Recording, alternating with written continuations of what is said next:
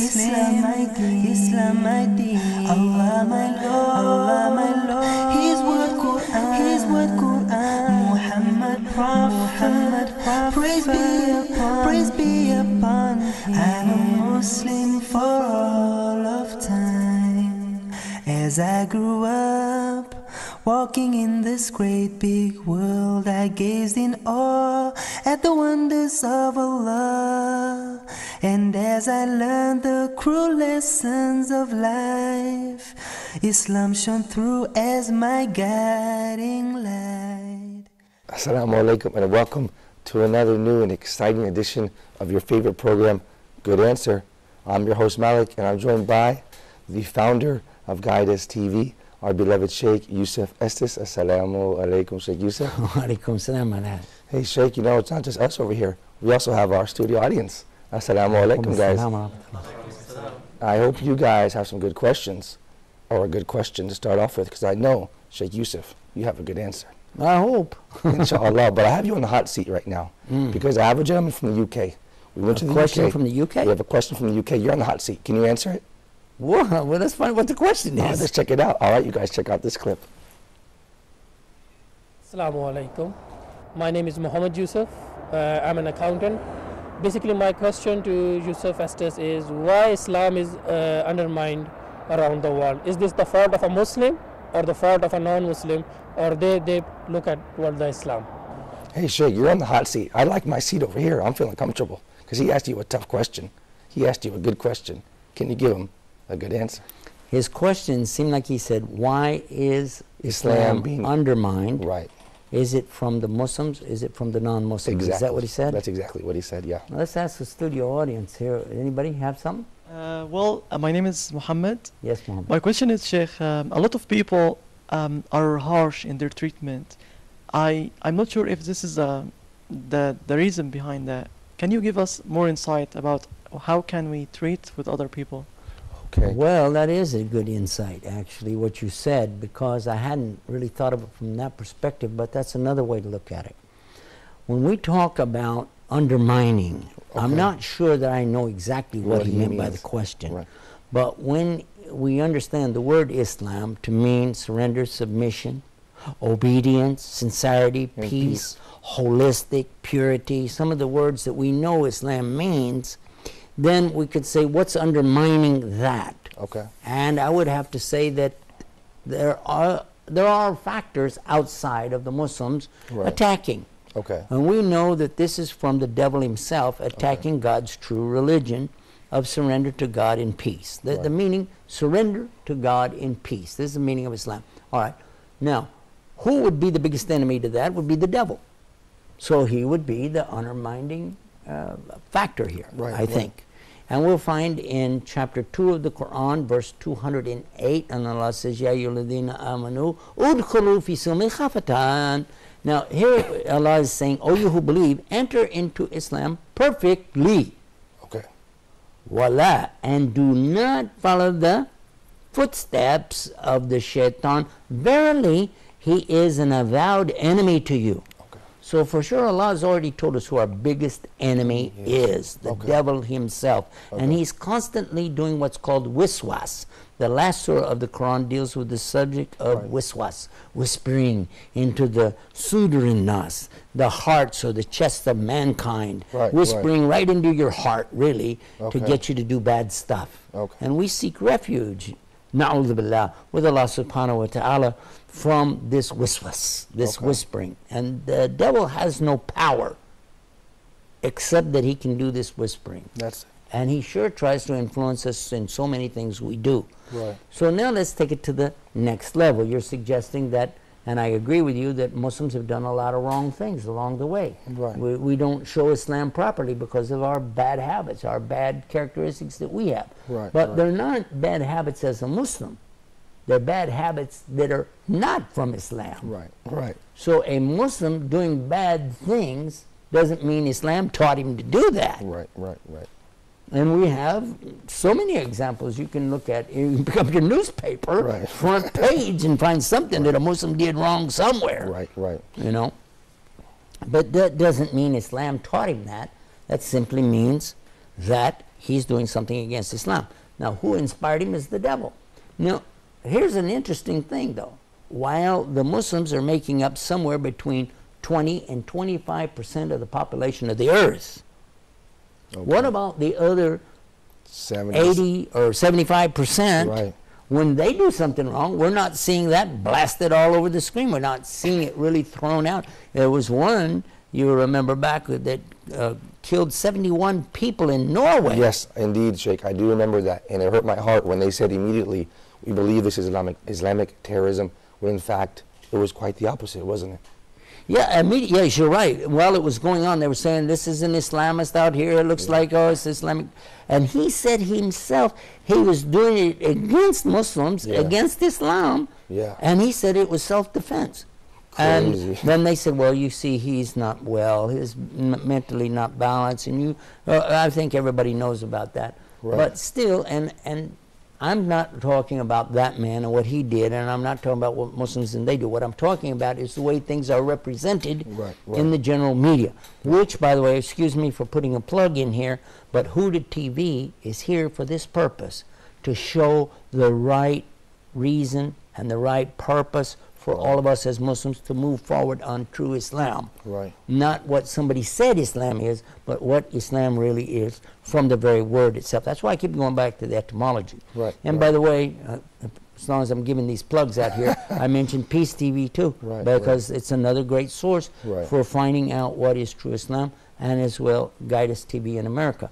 What we're saying again and again to all of the Muslims, guys, understand, for crying out loud, there are forces out there trying to get you to do bad things and then say, see what he did? Right. And that's the devil himself. He'll come to you, oh, do this, do this, do this, and you do it, and then he's your enemy. He'll say, ha, see what he did? Look at that. So this is the shaitan. This is the devil himself inspiring you to do bad, and then inspiring your enemies to notice it and promote that as though it was Islam. Right. And this is what we are seeing everywhere. I want us to focus on ourselves and not blame anybody else. Let us not blame Jews or Christians. Let's don't blame the media. Let's don't blame the politicians. Don't blame these false kings or any of the rest of it.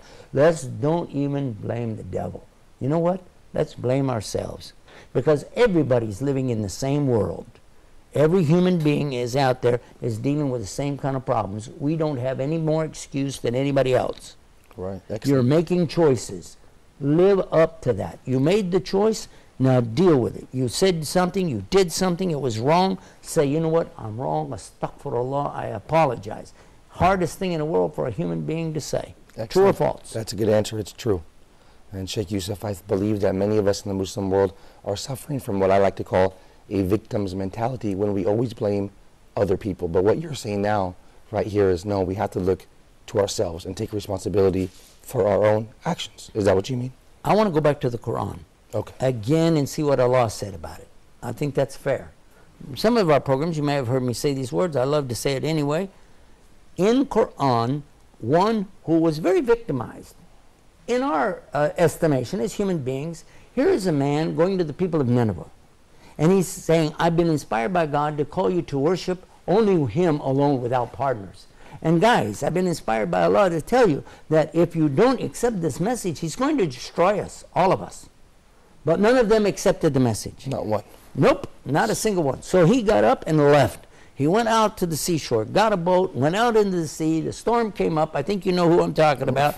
Then they threw him overboard and a whale swallowed him. Now you know exactly. I'm talking about none other than Jonah and the whale.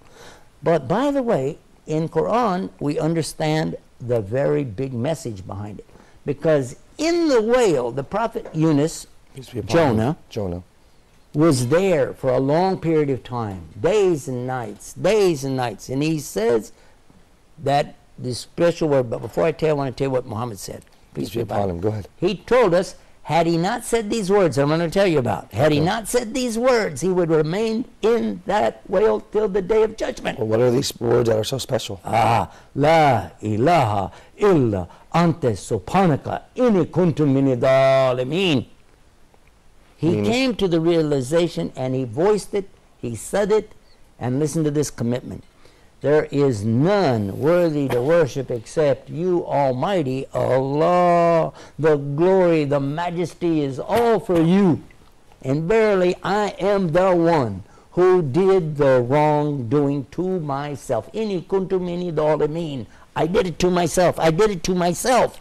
Even though he could say, no, it's those people that threw me off the boat. No, it's this whale. He swallowed me. No, it's those people in Nineveh. They should have accepted the message. Ah, not me, not me. No.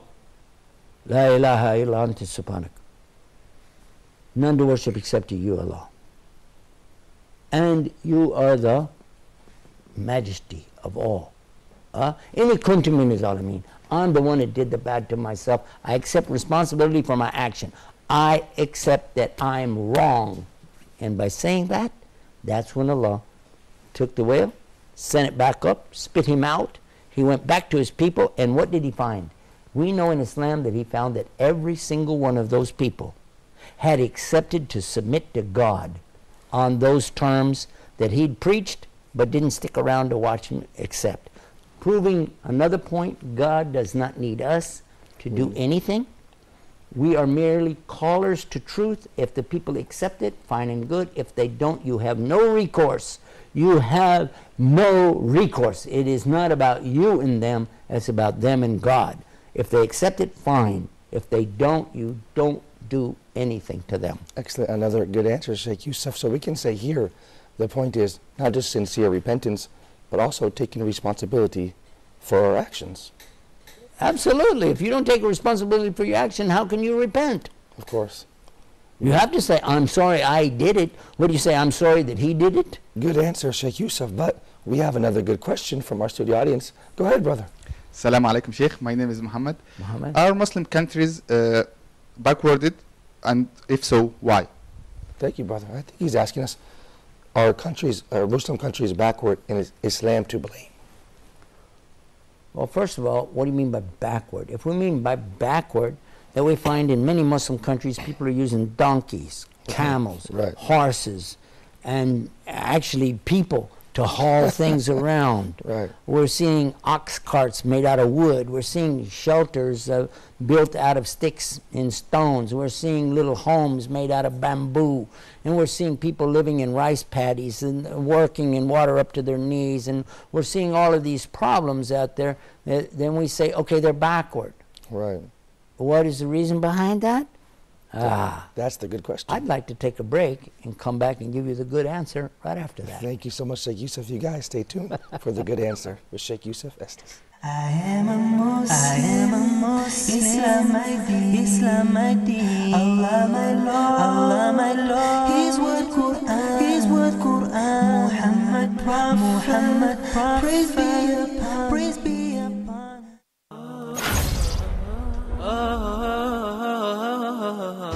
Dear brothers and sisters, welcome to a new edition of Ask Huda. I have two questions. Please go ahead. You can read it in Arabic and you can also understand the meaning in your own language. The different tafsir and the interpretation of the meanings of the Quran are available in almost every language that exists on earth by the grace of Allah. The water of Zamzam is for whatever intention you drink it with. Salih from Egypt, his father passed away and he asked about how can he help him. Very good question. Can we give a zakat to any of the dawah centers? The ibadah or the act of worship is a part of the unity of worship. It has to be paid to Allah subhanahu wa ta'ala and in accordance with the guidance of His Prophet sallallahu alayhi wa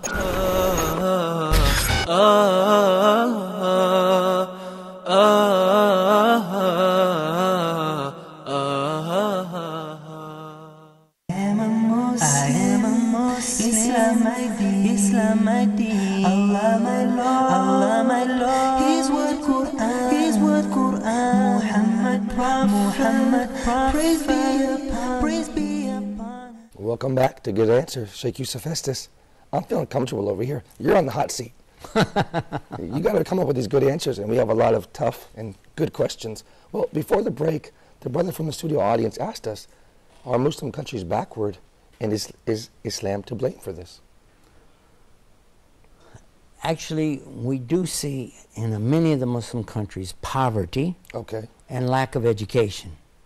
if this is the case that we're saying are Muslim countries backward in that respect, we would have to say yes, compared to America, compared to Europe, compared to UK, yes, that's a backward situation. Is Islam to blame for it? Absolutely not. Why not? Oh, because first of all, what we know in education today, especially in the areas of science and medicine, language, preservation of history, authentication of facts, all of these sciences that we know today are originating, for the most part, from Muslim scholars throughout the many centuries. We can go back to Spain, for instance, take, for example, 1,000 years ago, and you'd be very surprised to see the advancements that they had then that we still use until this day, that we rely on for scientific evidences in embryology, geology, astronomy, understanding hydrology, the water cycle, and so on. All of these things, we can find a lot of examples coming to us from the great learning centers in Andalus, Cordoba, Fez in Morocco, Al-Azhar in Egypt. So many places that we can look at. And don't overlook Baghdad. Of course, in Iraq. And Damascus. And don't overlook the Saudi Arabia, which has given us some very good examples of higher education. Today, though, that is played down and made to look as though, no.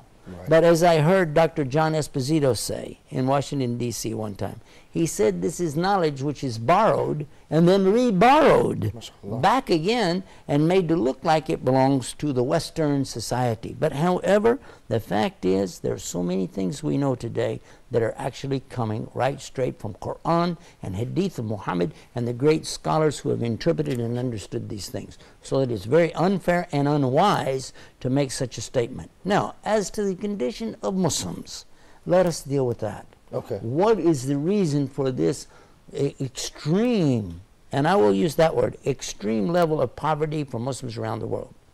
Two factors. One is greed. Greed on the part of Muslims themselves, throwing other Muslims into a very bad circumstance by not giving charity, by not giving their support as they could from zakat. And greed from non-Muslim sources who want to take the resources from the Muslim lands for themselves. This is very clear what's happening. You don't have to be the rocket scientist. You don't have to be the star journalist to know what's really going on in the world is greed. And when there is greed, people do suffer, and there's no doubt. But let us also consider the fact, as we've mentioned before, that there are such a huge number of Muslims in the world that there is poverty around the world. So if you include all of these factors, it balances out. But check this out. In the United States of America, the level of highest education is amongst Muslims. I'm so glad you mentioned that, Sheikh Yusuf Estes. A lot of people don't know that. And what else can we say about that? Is it true that American Muslims also enjoy a higher economic class as well? There are those Muslims throughout the world who are the most wealthy, materialistically speaking, in the world. In Saudi Arabia, in Kuwait, in Qatar, and in UAE, and the Gulf countries. But not only there. You'll find, and you might be surprised to know, in Turkey, some very rich Muslims. And in Egypt, some very wealthy. And in India, and in Pakistan, people of immense wealth. In Afghanistan, and you're saying these are very poor countries. Yes, the bulk of them are poor, but the responsibility on the Muslims who have is not being met because they're supposed to give to the have-nots through their zakah or purification of wealth. And when we don't see that, then we see Muslims everywhere suffering. And also, you might not know this, maybe you do, that whenever we withhold the zakat, Allah withholds the rain. And you'll find in Muslim countries, many places, no rain. Why? Why are we seeing rain so much in countries like America, for instance, and Europe and in UK? Why are they getting all the rain? It is related because they do have, even though we say, well, they don't have the right belief. That isn't the issue. The issue is, with what they do have, do they give in this world? Because if they give charity in this world, Allah gives back to them, even if they don't have the right belief. Their rewards are in this world. Maybe they won't get anything on the Day of Judgment. That's another story. But in this world, if they follow the rule, give charity, give charity, give charity, give of your wealth, give, Right, and Allah will give you more, give you more. But when you withhold, then Allah will withhold, and you will suffer, and so will the people living there. SubhanAllah, that's another good answer, Sheikh Yusuf. Is it safe to say that if Muslims themselves followed Islam correctly, then nobody could undermine Islam and say that Muslim countries are backward? We don't have to say it. We have the proof for it. The very clear proof that at the time of Muhammad, peace be upon him, those righteous Muslims who did follow Islam suffered not from what we suffer from, but something else. Whereas they ran away from the material world, the dunya, chasing them. Right. They want to get away from me, get away from me. And it was chasing them. They were having wealth thrown at them. Right. Yes. Excellent point. For us, we're running after it, and it runs away from us. So that's an excellent point, Sheikh Yusuf. That's an excellent point. The early Muslims ran away from wealth. They immigrated away from wealth to find a peaceful place to practice Islam. Where today, we see the They reverse. gave up wealth, my God, man. Some of Yeah. the richest people in Mecca joined Islam and lost everything. Abu Bakr, Abdurrahman bin Auf, Suhaib. Uthman bin Affan. So many. These are some of these richest people. Right. And look what they gave up. They left their wealth to enter Islam. Where today we see a reverse migration where people are... And then the wealth still chased them. Right. I remember the story of Abdurrahman bin Auf, that one morning around Fajr time something, he went out of the masjid, and on the way he came to know that there was a caravan coming. Okay. And he offered to buy it, and he gave so much for it. And as he was coming back in, I don't know if he went to the toilet, what he went, but when he was coming back in, somebody else came to him to buy it from him, and he hadn't even seen it yet. And he had to Okay, so he accepted this profit. Right. He had already paid for it. Now he accepted a profit for it, and he gave it all to Islam when he got back in the mosque. He just gave it to the Prophet and said, here, take all of it. MashaAllah, another good answer, Sheikh Yusuf. What about our studio audience? Do you think they have another good question? Let's find out. Yes. Assalamu alaikum. Alaikum salam. My name is Ahmed, and my question is, how can I or any other Muslim be a good model for Islam? Excellent question, because people are perhaps saying, maybe as Muslims, if we're not practicing our deen, we are ourselves undermining Islam. So how can we work to not undermine Islam and to be a good example? I think you've hit maybe on one of the most important points. Thank you. I think you did. Because when we talk about Islam, people are looking around to get an example of it. I mean, you can have a book, you got a philosophy, you've got an ideology, you're presenting something to me, you're saying, oh, this should be like that, this should be like so-and-so, people should do this, people should do that. Right, Okay, right, let's look right. at the Muslims and see what we got. Right. Whoa, the opposite here. I go into Pakistan, I go, oh my God. I go to Egypt, oh no. Right. Saudi Arabia, oh wow. Right. I'm not seeing what I'm hearing. Right, I agree, Sheikh.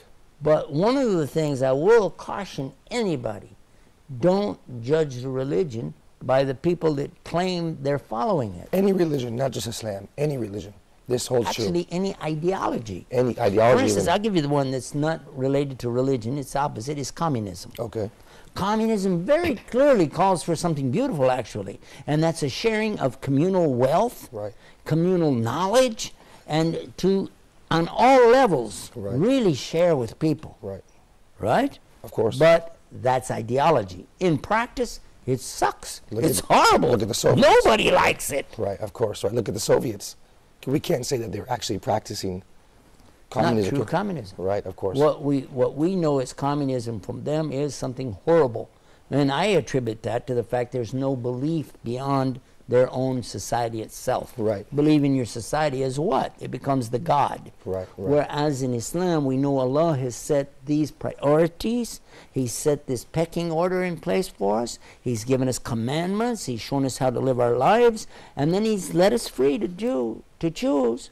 But if you'll choose what He said, you'll find that all this society will come together in a very nice way. Another good answer, Sheikh Yusuf Estes. What about the next episode? Do you think you have some more good answers? Because I have some more good questions for you.